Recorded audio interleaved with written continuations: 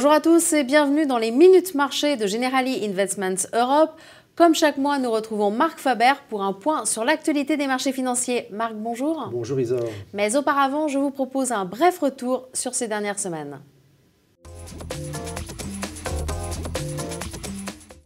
Toujours une tendance haussière sur les marchés actions. Les indices ont signé en mai de belles performances, mais la tendance haussière commence à montrer quelques signes d'essoufflement. S'agit-il de simples prises de bénéfices ou d'un mouvement plus profond? Quoi qu'il en soit, c'est la politique à venir de la Réserve fédérale américaine qui monopolise toutes les attentions. Si Ben Bernanke a confirmé qu'il maintiendrait une politique accommodante tant que le chômage ne sera pas retombé, certaines voix au sein de l'institution plaident pour un ralentissement du programme de rachat d'actifs. Et c'est cela qui inquiète les marchés. Un resserrement de la politique monétaire trop brutal et trop rapide pourrait nuire à la croissance. Une croissance qui a été de 2,4% au premier trimestre selon la deuxième estimation. Mais de croissance, il en a été aussi question dans la zone euro où l'on parle plutôt de récession. Le PIB a reculé au premier trimestre une fois de plus. Quant à la France, la sanction est tombée, elle est officiellement entrée en récession. L'Allemagne, elle, réussit à tirer son épingle du jeu, mais de peu, son PIB n'a augmenté que de 0,1% sur la période. Néanmoins, la politique de la BCE éloigne les craintes d'explosion de la zone euro. Résultat, les taux des piliers de la zone euro, à savoir l'Allemagne et la France, ont subi quelques tensions et le spread, l'écart avec les taux des pays périphériques, s'est réduit. Et puis en Chine, toujours et encore des signes de ralentissement de l'économie en Chine où l'on commence à s'inquiéter de l'endettement malgré une croissance bien supérieure à la moyenne mondiale. Voilà pour le mois de mai sur les marchés actions et terminons par un rapide coup d'œil sur les devises.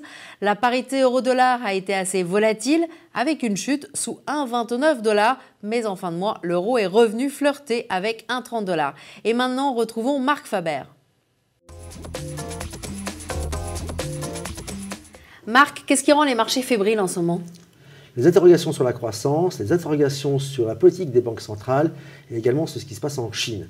Alors, c'est à la fois simple et compliqué. Lorsque la croissance, on va dire, est ralentie, eh bien, les marchés restent confiants dans la politique de quantitative easing des banques centrales. Lorsque les chiffres sont un peu meilleurs, on se demande si les banques centrales n'ont pas commencé un petit peu à stopper l'abondance de liquidités. Ça, c'est déjà le premier point. Et ce qui a surajouté un tout petit peu de nervosité, ce sont les chiffres relativement médiocres de l'économie chinoise. Mais alors, ça veut dire que les marchés ne pourront jamais retrouver leur tendance haussière, puisque si les statistiques sont bonnes, on baisse. Si les statistiques sont mauvaises, on baisse aussi. La seule chose, c'est qu'on a quand même beaucoup monté ces dernières semaines, je dirais plutôt ces derniers mois. Donc il est tout à fait logique que l'on s'interroge, que certains acteurs prennent des bénéfices et que la nervosité soit un tout petit peu plus de retour. Je dirais plutôt la volatilité soit de retour. Donc pas d'inquiétude à avoir sur le long terme. Sur le long terme, je ne pense pas qu'il faille être très inquiet. Je pense en revanche que sur le court terme, nous allons continuer sous ce régime de forte volatilité. Puis en ce qui concerne les taux longs, ils remontent. Pourquoi? Alors ils remontent très doucement. Ils remontent tout simplement parce que les marchés actions se portent également bien et qu'aujourd'hui, vu le peu de rendement que l'on peut avoir sur les taux d'intérêt, eh bien, la prise de risque est toujours plus payante sur les actions. Donc on observe cette légère tension. Puis c'est vrai également qu'on attend d'autres informations de la part de certaines banques centrales comme la Banque du Japon et que ça pèse un tout petit peu sur certains acteurs comme éventuellement la France, comme éventuellement également l'Allemagne, mais c'est quelques points de base. Quand on remonte, c'est une dizaine de points de base, c'est vraiment rien.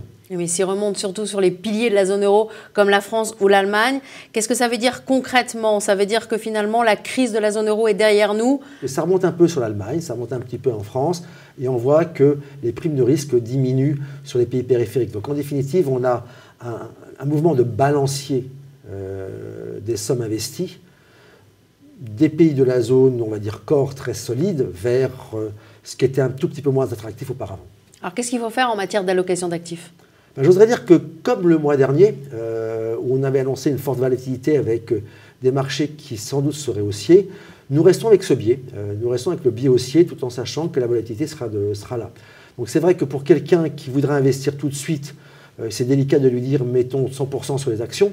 Je dirais qu'il faut y aller plutôt progressivement. En revanche, pour ceux qui sont déjà investis sur les actions, eh bien, qu'ils y restent parce que ça serait dommage de se priver, à mon sens, d'un courant qui reste malgré tout positif. Dans tous les cas, ce n'est pas le moment de vendre.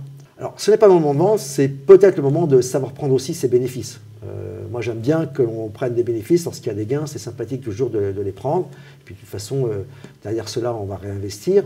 Donc voilà, moi mon mot d'ordre c'est restons optimistes et restons positifs sur les marchés actions, ayant conscience qu'il y aura de la volatilité et s'il y a des bénéfices, et il y a des bénéfices, osons les prendre un tout petit peu. Marc, merci. Merci Isolde. Quant à vous, eh bien, je vous remercie de votre attention et je vous donne rendez-vous le mois prochain.